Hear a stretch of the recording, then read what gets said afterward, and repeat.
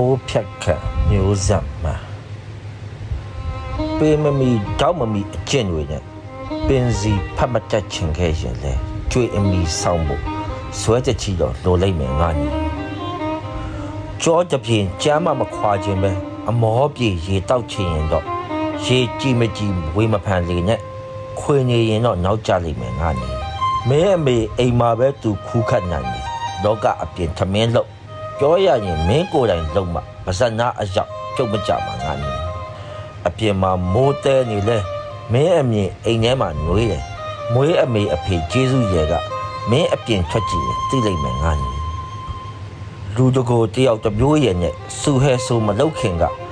မြူကစူအခုနေမှာမို့နောက်ဆိုရင်အခက်မတက်မစူမဆိုလက်မအသက်ဒုက္ခမချွတ်ခါလာတည်နေငါညီ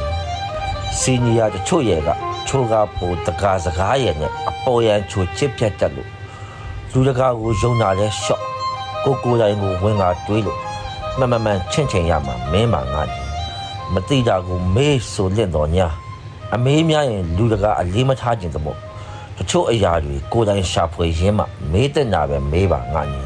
ဒီစာဒီကပြစေတနာနဲ့လေအလာမိုးအသက်အဖူခတ်ဝေမဲ့အညွန့်တလူလူတက်ငါတို့နေရာဆက်ခတ်မဲ့နောက်မျိုးဆက်အတွက်တက်ကြပင်လေပြော